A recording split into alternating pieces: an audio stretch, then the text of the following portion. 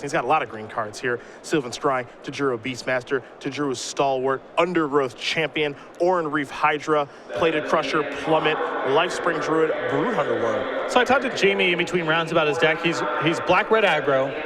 He says he doesn't like aggressive decks very much in the format. He'd prefer to play a bigger, more expensive, maybe 2.5 color style deck with a lot of Eldrazi.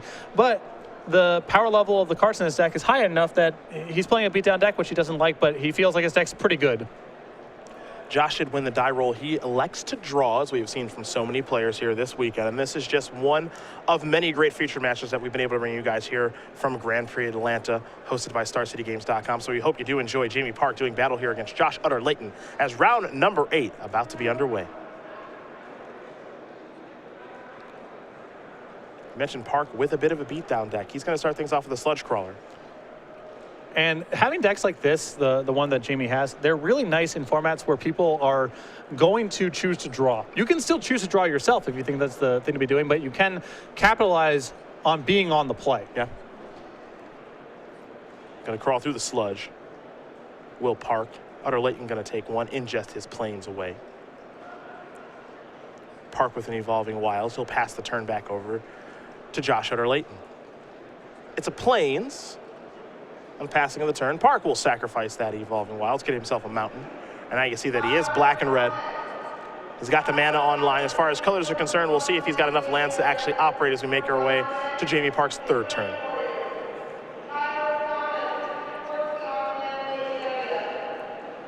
Parke will draw.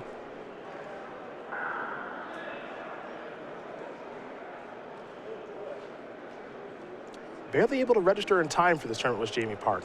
Took a late flight in. I got a stressful text message from him after midnight. Yeah. Saying, I forgot to register. what can I do? Please help me out. Yep, I got the same one. But Jared Silva, our man over at Organized Play, was able to help Jamie out. And he's making the most of it. Got in just the nick of time. He's 6-1. He's off to a good start this game. There is a forest for Josh Utter-Leyton and just a passing of the turn.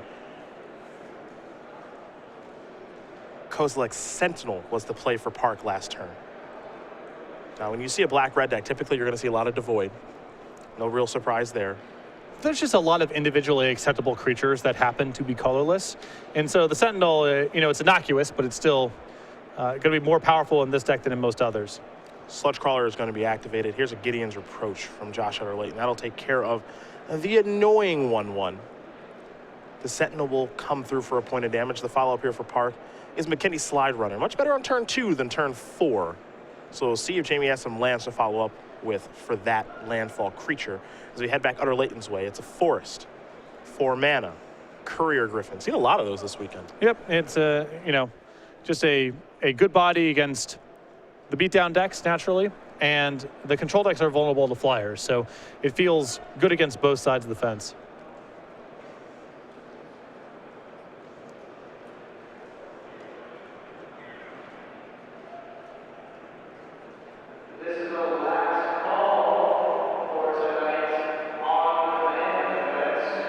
Here's 3 mana.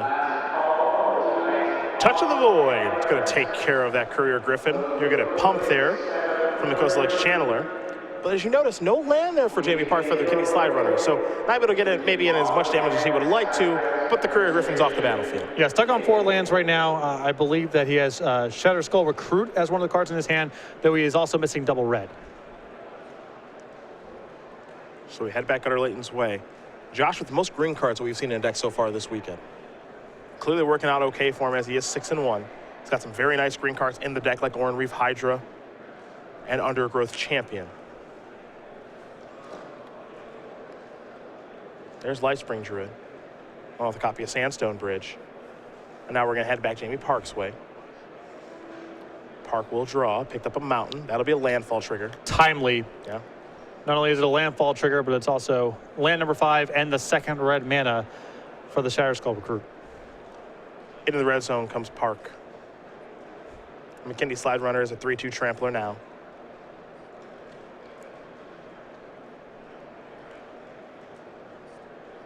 And it looks like Utter-Leyton's going to have to take all the damage. Here is 5 mana.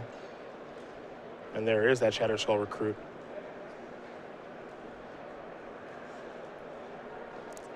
5-mana 4/4 Menace. And can't forget, it's also an ally. Comes up. Yep. They're all working together to take care of the Eldrazi. But a nice curved hopper for a deck like red-black aggro. Yeah. Especially you back it up with a lot of removal. Menace becomes a more powerful keyword. Bunch of mana here for Josh. Let's see what his plan is. That's an Oran Reef Hydra.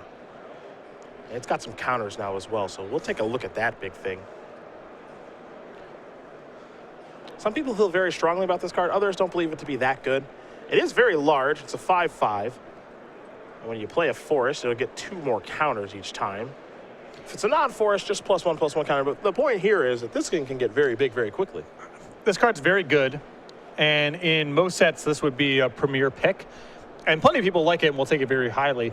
The problem is that there's just a lot of cards like this floating around. There's not a lack of good 6, 7, 8 mana plays in the format, so it's not worth going too far out of your way for any of the particularly good ones.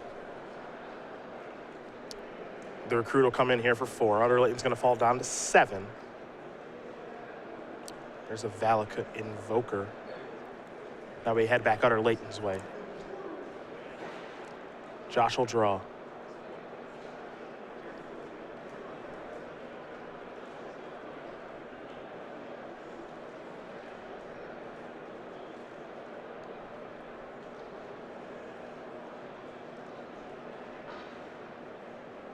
Utter-Leyton had a bit of some trouble here. Just feels like, you know, if you're Josh, it feels like Jamie's got a couple things going on in his hand. You're not entirely sure what, but you don't think he's on air over there. Probably not. He did miss a land drop on turn 5, which would indicate that his hand's all spells right now. Aha, the Manta. Excuse me, the Skyreach Elf. Not Skyreach Manta, Skyreach Elf.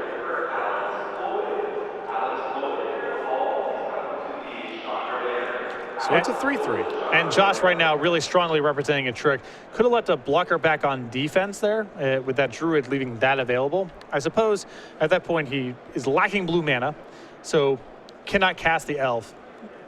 But with Leyton just passing here with a 3/3 flyer, you have to imagine there's some trick left over in his hand. Yeah. It feels like a spot where he's trying to induce Parke into attacking with everything, because this is not a bad spot to alpha strike on the board from Parke's perspective. But even something like Smite the Monstrous here, and Utter-Leyton could wipe Parke out inside of combat. But the other side of this is how much better is the game going to get for Parke? He doesn't have nearly the same power, nearly the same top end that Utter-Leyton does.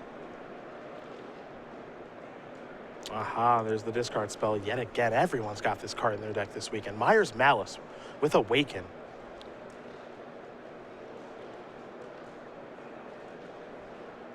Utter-Leyton going to discard a Plummet and another card, left with just 1 card in hand. This might be a turn where we just see Jamie Parke play this Myers Malice and just happily pass the turn back. It'll be interesting. Well, the thing is, the ball's in his court right now. He can afford to wait. It's hard for Utter-Leyton to go on the offensive, and if Parke is able to find a couple lands here, suddenly he starts activating the Valakut Invoker and can close out the game that way. So he can go wide next turn and attack with everything if the board looks that way. Utter-Leyton probably can't attack him right now because he's so likely to get killed on the way back. And so Parke can kind of just hang back here. He doesn't necessarily have to attack. Well, it looks like he's reaching for some creatures, maybe considering an attack. Keep in mind, Jamie Parke's life total right now, 20. Got a lot of mana to work with.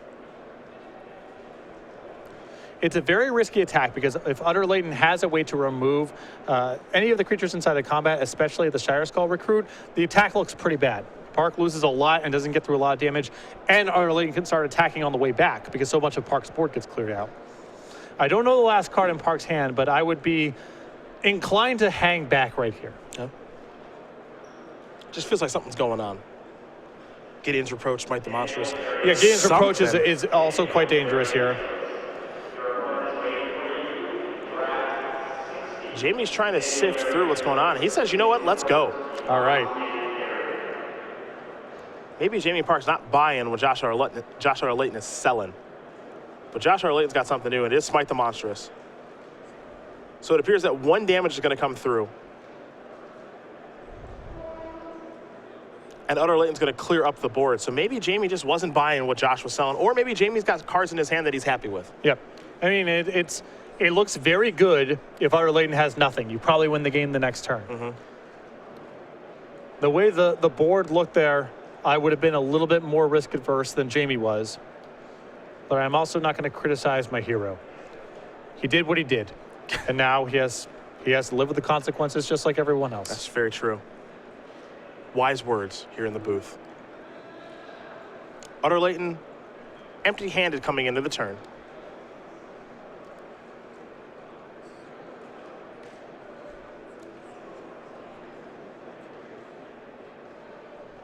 So what will Josh find for the turn? He is in the spot right now where lands are okay and spells are okay, and that's a pretty big spell. That's a Tajuru Beastmaster.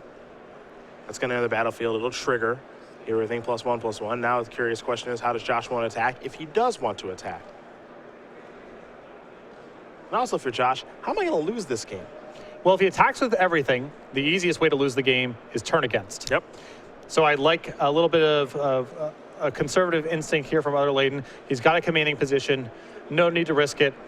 Attacking with the Elf there probably doesn't increase his clock and does leave him vulnerable to something like turn against.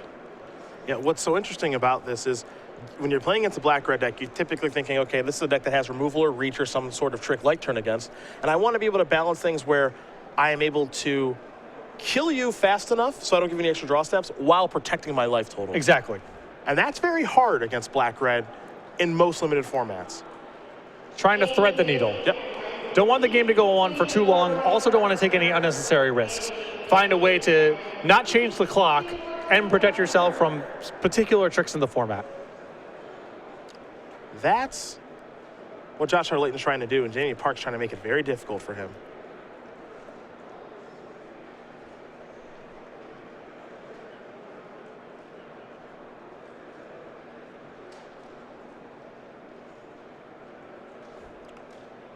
Parke going to take a bit of a turn here. Remember, his board got decimated last turn after making that all-in attack.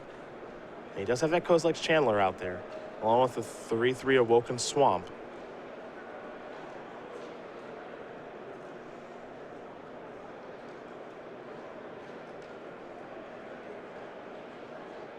Aha, the Hellkite. There's a mountain that's going to take care of the Lifespring Druid, and that was Parke's big follow-up. So maybe he was hoping to just get some last points of damage through and finish the game off with that. But now we're heading back Josh Utter-Leyton's way. For those of you wondering at home, Luis Scott Vargas walking with the match slip. No one knows how, but very impressive for Luis Scott Vargas. One more to go for LSV.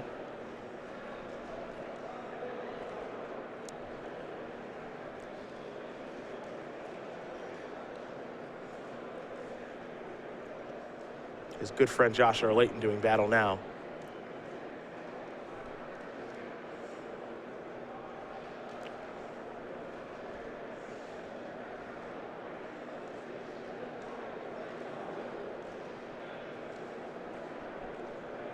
A lot of this depends on what Josh drew, of course. But on the surface, it looks like an attack with the Hydra is relatively safe. The minute he attacks with the Beastmaster, that allows Parke to chump block and maybe do something on the way back. If Josh did not play a land before combat, drew a spell. So we'll find out in a moment. Curious as to what the spell is. I feel like for Parke to keep himself in the game here, he can't try to trade with the Beastmaster. I think he's just got to chump block. He's just got to chump block it and hope that something comes off the top that he can pair with the Hellkite and his land in play to get the kill.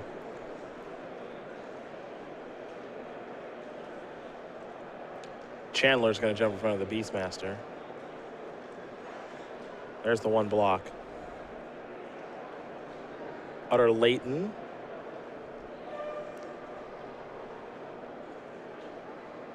Appears as though he has a play. Sylvan Scrying. All right, well, Jamie is drawing live. If he has a removal spell here for the Elf, he's good.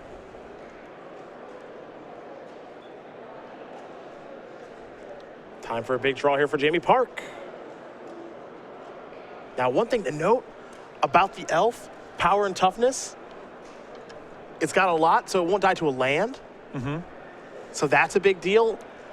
It looks like every combination here that Jamie drew a mountain with the Hellkite, and we can take a look at it, it deals 2.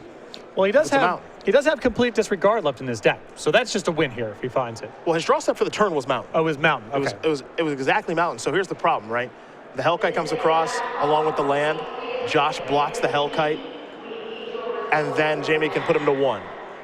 I love this attack here. If Jamie sends in just the Hellkite, this is the best way to bluff that you drew a creature or that you're playing a chump block with. Looks like he's going to send in both.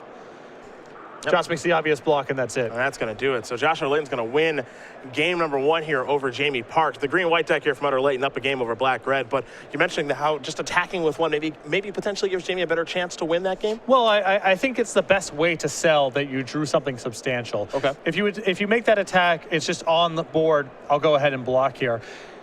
If that attack, I guess there's no way to really represent that you drew a removal spell. Because if you drew a removal spell, you just would have won the game on the spot.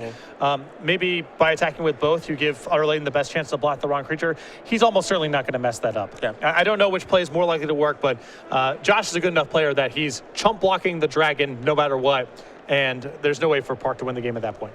For Utter-Leyton's deck, pretty green heavy as we mentioned. Brood Hunter Worm, Lifespring Druid, Oran Reef Hydra, Plated Crusher, Plummet, Sylvan Scrying. We saw him search up an island with that card last game. Tajiro Beastmaster helped him win that game across the finish line.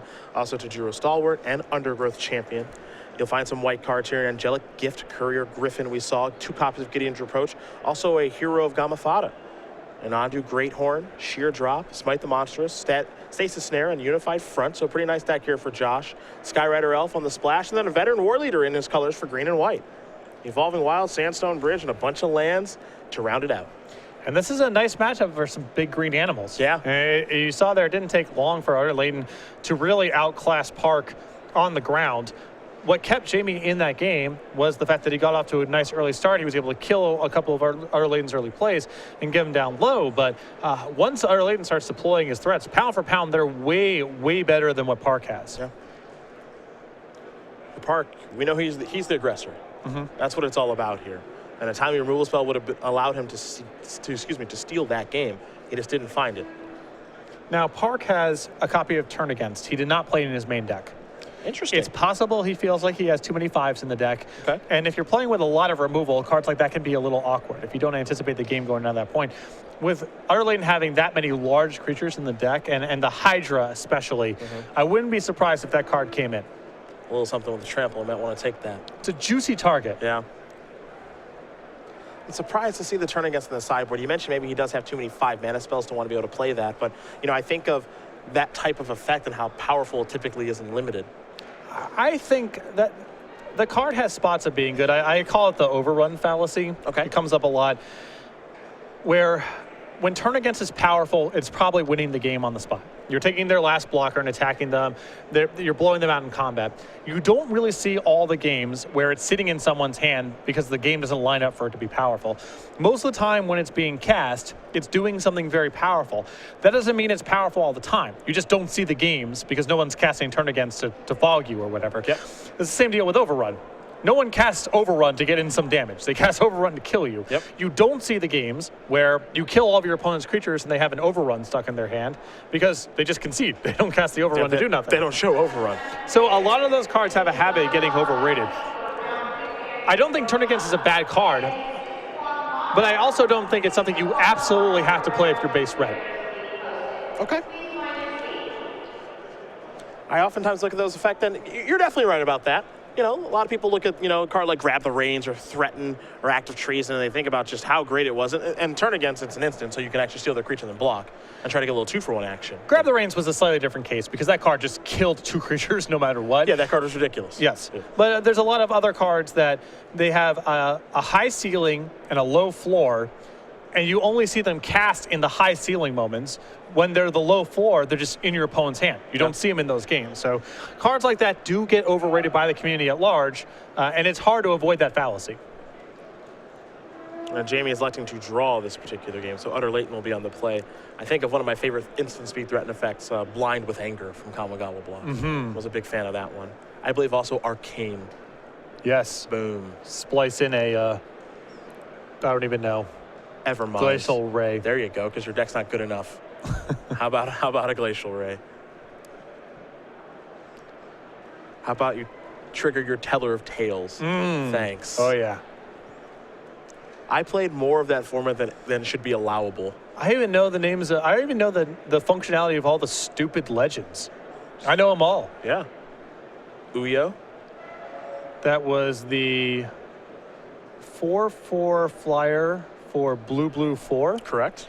You could pay blue and return a land into your hand to fork something and choose new targets. That's correct. That is correct. It's not even hard. Oh, you want to do this? You sure you want to do this? I'm not sure. Yo, Jimbo. 3/5 flyer. 3/5 flyer. A white 4. I don't have it. I don't have it. I don't have it. I don't even know what it, I don't know what that does. You're gonna do all the trash talking. You want to go down this road? Oh yeah, you're the one that said you knew them all. Yeah. Josh is gonna search up planes with his evolving wilds. You're trying to you got served me with the names of the Kamigawa legends, and then you don't even have that one. I got no idea what Yojimbo does. It's Nobody knows. I think it costs 7. Yojimbo's mom and dad don't know what that card does. No one knows. Nobody knows. Parke does have land number 2 here. I'm sure Twitter knows. Twitter always They knows. have the internet on their phone. Like, that's not even hard. Parke gonna play a mountain.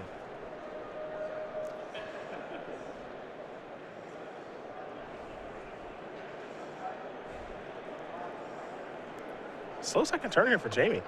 He's weighing his options. Well, there could be a question if he's interested in committing his second turn to trading. In the event that Utter-Leyton blocks, which did, Parke is forced to pump. Board's clear.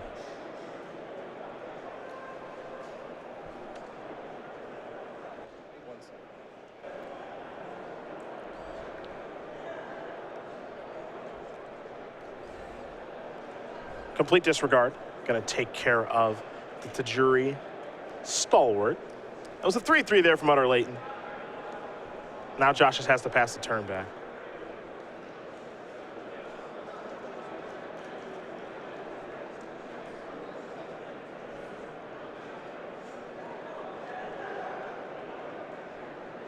Turns out Yojimbo not a real card. Okay. I literally just ruined you. Not a real card. What am I thinking of then? Who's the 3/5 white flyer? I'm not sure, actually. It's Opaleye Conda Yojimbo. That's the 1/4. So Yojimbo's just not even a real card. There we go. Now I know Opaleye, because that's all a lot of playing White Weenie, but I thought Yojimbo was like a spirit legend. Yeah, I thought there's something that's pretty close. Yeah. Is it Yosemite? It's unclear. Nobody knows. Undergrowth champion here for Josh. We saw a great birthing from Jamie. He gets to make a Scion and draw a card.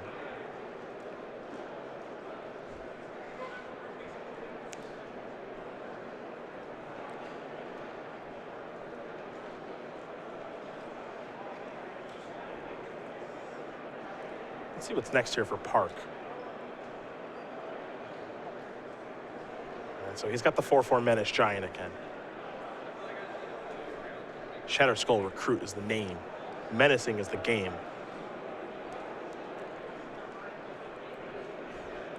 We'll see what's next here for Utter-Leyton. He gets a counter on his Undergrowth champion. And now he's got the Oran Reef Hydra.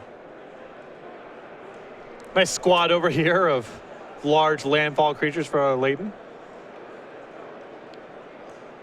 Like, I'm digging it. I'm digging green. Why do people hate this color?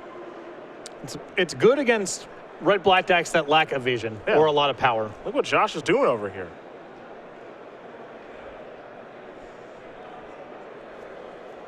Green decks have often been the scourge of red-black decks in a variety of limited formats.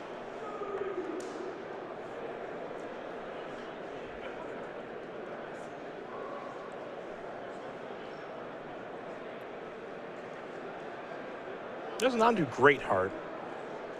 And now McKinney slide runner. So Parke trying to go wide here. That's the best way to try to get around green stuff. I mean, if it's just plays like this, it's not going to work. Yeah. Parke needs Parke needs removal spells, he needs evasion, or some big breaker. But with Utter-Leyton at 20, he's not going to be able to go wide. Was it Kami of the Honored Dead? There's some legend I'm thinking of. Was it that? There's a 4/7. It's just doesn't matter. For a number of reasons, it doesn't matter. We want to believe that what you're talking about is real. There's a card somewhere in the deepness, the depths of my subconscious that I am thinking of right now. I will find the artwork. Someone will send me the card or something, and it will be a eureka moment. But I do not have it right now. Well, Jamie Parke's going to need something to get through this situation because he's in some real trouble here. Josh is building up a really big board. And most importantly, take a look at the life totals. Yeah, Utter-Leyton last game, it got a little hairy because Parke was able to get him down to 7. And Parke fell just a little bit short of getting the last 3 points of damage. With Utter-Leyton at 20, it's going to be really challenging. And I don't think Parke has a lot of terminates for creatures of this size. He has his 2 copies of Complete Disregard, for example, but that's not going to answer what's happening in play right now.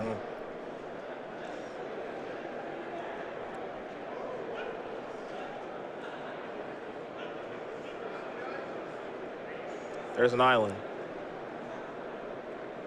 A little landfall action.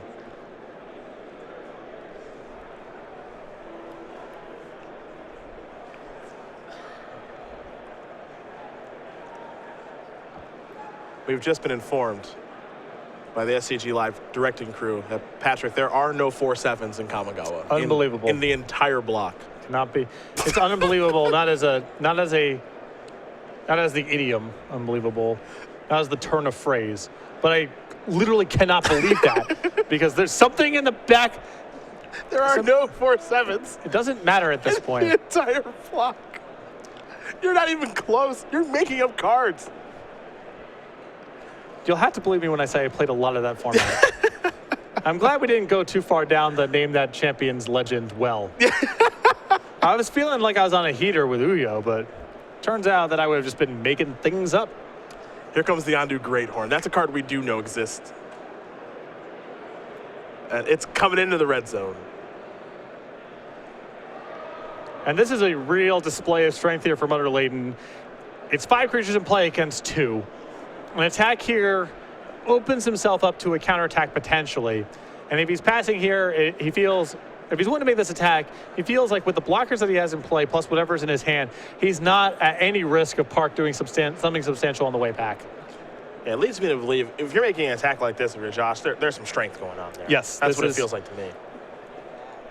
If Josh's hand is just lands, he doesn't make this attack most likely. Yeah.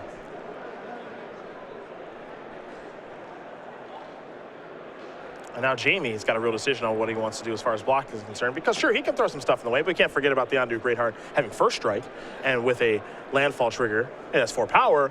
But also Jamie could say, I could just take this 4 and move on. But maybe he wants to pick a fight right now. It's tough to say. The problem with taking 4 here is that the game state is likely to repeat itself next turn. And if you take too many of these shots, then suddenly the Hydra becomes an eligible attacker or the Undergrowth champion. So there is some incentive there. It looks like Parke is just going to let the hit come through, but he's not a clear no block. And now the Plated Crusher, using all of his mana to deploy a hexproof trampling large threat on the battlefield.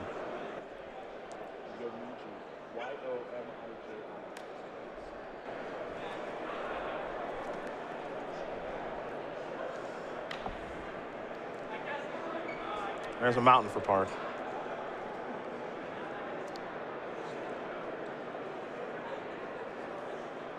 There it is. That's the one I was thinking Is that of. what we wanted? That was the art. That was the name of the card. There it is. 7 mana, 4 power, but only 4 toughness. Yumiji, who bars the way. There it is. That's what we were dreaming of.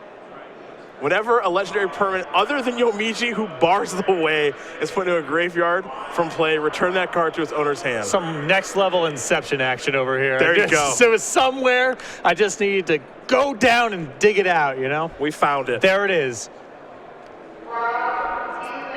We aim to please here on SCG Live. Yomiji, who bars the way. Not going to be able to bar the way on these huge creatures that are attacking. Now there's a removal spell. Actually, that's the turn against. We had a feeling he was going to bring it in. And this could, are we looking at a trade here? That's a big breakthrough if Parke is able to get a trade out of this. Oh, my. And it looks like Utter-Leyton didn't play around this at all. Well, we'll find out in a moment. Yeah, I mean, this either goes really poorly for Josh or only kind of bad. Our stasis snare. Okay, that's still a lot of resources out of Utter-Leyton, but it's not the full blowout. If that goes through unchecked, it's possible Parke can start attacking next turn. So that's big for Utter-Leyton that he was able to at least stave off that scenario. It's also worth noting there that stasis snare, it happens after blocks. And so there's 7 trample damage that comes through. Yeah. So 9 damage. Excuse me, Parke's down to 9 because of that block. Now, that's the appropriate block in my opinion because you're trying to get the trade there, but the stasis snare happens after blockers are declared. Now trample damage is assigned. Nothing to assign trample damage to except to Jamie Parke, so he falls down to 9. But I think Parke needs to go for broke there. If that block goes through, he's in a great scenario. And I don't even know what he's playing around by tethering any of his other creatures to the block, so it still worked out fairly well for Parke. He did not get the dream scenario, which is Utter-Leyton has nothing and you trade his 2 biggest creatures, but he at least staves off death for a little while. Now Parke is maybe considering attack. He's got to find a way back into this game. We keep playing this game the way that it is, Jamie's going to lose. Yes. He's got to figure out something to do. The turn against may have been his best thing that he could do, but that got taken to school. And that's why those early shots of damage do matter. You know, Parke falling from 20 to 16 early on in the game. With Utter-Leyton still at 20, when he takes these kind of hits, Utter-Leyton can play a land and just start attacking with everything. He's not at a huge risk of getting killed on the way back. And Parke will have to start chump blocking. Once that starts happening, it's hard for Parke to maintain any foothold in the game.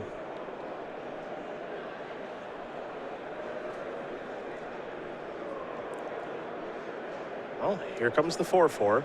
Utter-Leyton, you know what, I'm just going to take that. I'm at 20. I guess I fall down to 16. Let's see what the follow-up is here for Parke. The Valakut Invoker. That's the 8th land, is that evoking? Excuse me, that. Oh, Evolving Wilds, pardon me.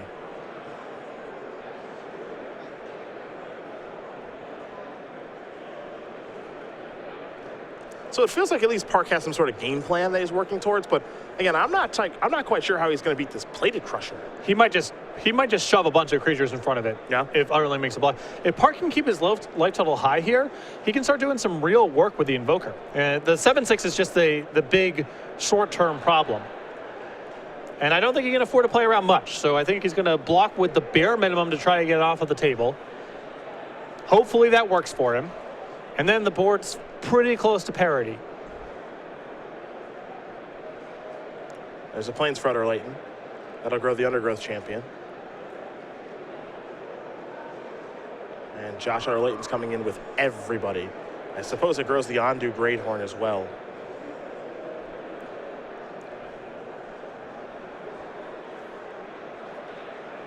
So in the red zone we go. Now it's on Jamie Parke to make some blocks. The thing that's tough here too is you don't really know what's in Utter-Leyton's hand if you're Jamie Parke. I don't think Parke's going to play around anything here. Yeah. I don't think he can really beat a trick. He's at 9 and he's facing a pretty huge attack here. The most likely scenario, I think, is going to be make an effort to get the 7/6 off of the table. That just has to happen.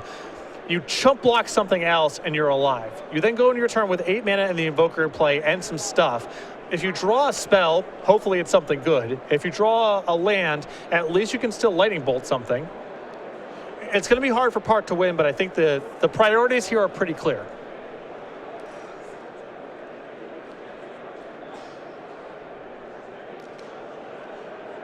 Get the 7/6 off the table, chump block, probably the Undergrowth Champion, try to whittle that down a little bit, and see what you can manage next turn. No, he's going to be doing some blocking. Looks like the Scion's going to go to the Undergrowth Champion to whittle it down a little bit. I remember that he has the Evolving Wilds in play, so he's only putting 5 power in front of the Crusher right now, but he can get a Landfall trigger, get the Slide Runner to 6 power, and then on the table you have a trade. And that's a way to work towards something. Yeah, this may not be a winning game plan here, but the next turn he gets to untap, use the Invoker, and take care of the beast, hopefully. And then you have some chump blockers in play for the Undergrowth champion. There's a path here if Utter-Leyton has nothing. And right now, you need him to have nothing. Yeah. If there's a trick here, it's probably too much for Parke to overcome. He's really trying to thread a needle here, but it's possible.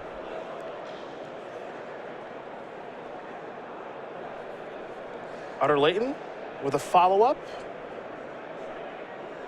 I believe veteran war leader. So Parke will take a look. And now he'll untap with 8 mana. Now, veteran war leader's power toughness for each equal number of creatures you control. So right now it's a 3/3. Tap another untapped ally you control. Veteran war leader gains either first strike, vigilance, or trample. But maybe Jamie Parke is turning the corner now. It was Parke who couldn't cross the finish line last time, and now it might be Utter-Leyton that's having the difficulty crossing. So this is a really interesting scenario here. If you're in Parke's position, on the surface, you can kind of pass the turn back to Josh. If he plays a land before combat, you can shoot down the beast in response to the trigger. If he moves into combat, you can either let him attack or just try to gun down the war leader. But you do risk letting him draw a card that could blow you out. Yep. The safe play is to just kill something right now, but he gives up a little bit of equity because Josh's hands are kind of tied until Jamie makes a move with the Invoker. It looks like Parke's going to try to go for the higher upside play here and jam up Utter-Leyton a little bit by not using the Invoker straight away. Curious as to what Utter-Leyton draws in this situation.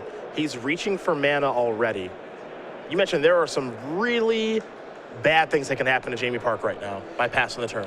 But I think it's bad on the other way, because if you kill, if you kill veteran war leader and Utter-Leyton goes, all right, untap, I drew a land, put it into play. Now you're double chump blocking. You're probably dead next turn. What's this? The Manta. Excuse me, the Skyrider Elf. Excuse me. I keep calling it Skyreach Manta. It's a 3/3 in the air.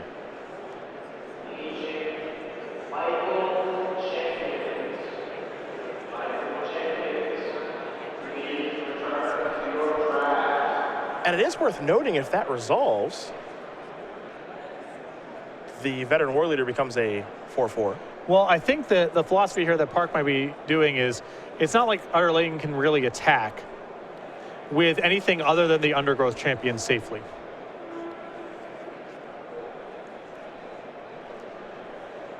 Everything else just gets bowed down in combat. Mm-hmm. Well, here comes the champ. It looks like nothing else is worth attacking with. So how does Jamie Parke want to block?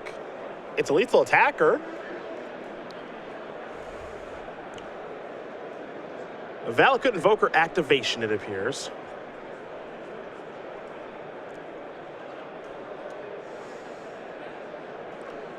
Gonna shoot the Undergrowth champion. Now block there.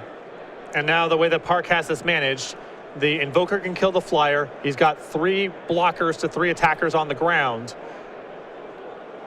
He's in a good situation. It's tenuous. Yeah. A lot can go wrong here.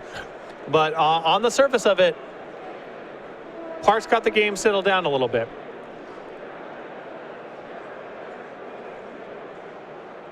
Remember, Jamie Parke chose to draw this game. It is possible now that Parke will simply use the Invoker right away because he has to kill the flyer. That's untapping and attacking for lethal. He's just going to pass. This is risky. Okay. Not going to activate in the upkeep either, so a pump spell could be bad news. Could actually just be flat game over. A pump spell would be bad news for Parke regardless, but instead of being way behind, he would be dead.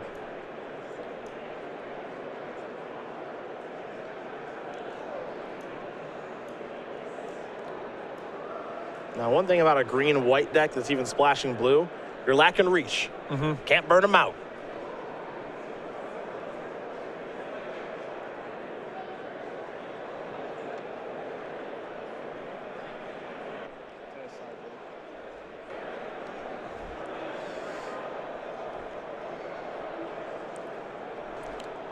Utter-Leyton must have drawn a good one here because he is certainly in the tank now. Well, the question is, can he force some sort of action to get the Invoker off the table? If he's drawn a land, for example, The Invoker has to kill the Flyer. The Invoker then has to block. Once that's off the table, Utter-Leyton gets a lot of breathing room. If he can't manage an attack, then he's just losing his elf and losing another creature next turn.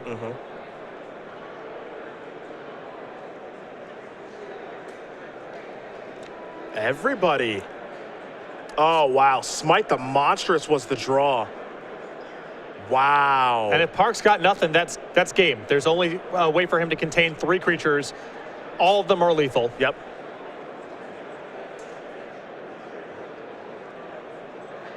So there goes the Shadow Skull Recruit. What a big draw there from Utter-Leyton. Yep.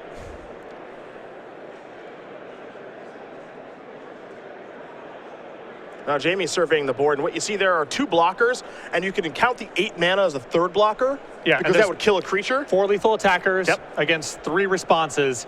I don't think there's a way out. Jamie's surveying the board, and you see kind of a reaffirming head nod of, I'm pretty sure I'm dead. Yeah, and that's going to do it. Josh Utter-Leyton's going to win this match over Jamie Parke, 2-0. Utter-Leyton with his big green deck full of big green creatures, 7-1. He's locked up day 2. For Jamie Parke, he slides down to 6-2, and he'll be playing for day 2 next round. A real great pair of games there. Yeah. It looked like in game 1, Parke got ahead, only had to get through the last couple points of damage, but Utter-Leyton managed his resources very well, had a timely Smite the Monstrous, and then quickly turned the corner and shut the door. That game, Josh had something like 16 points, 18 points of power in play at 20 life against a substantially worse board.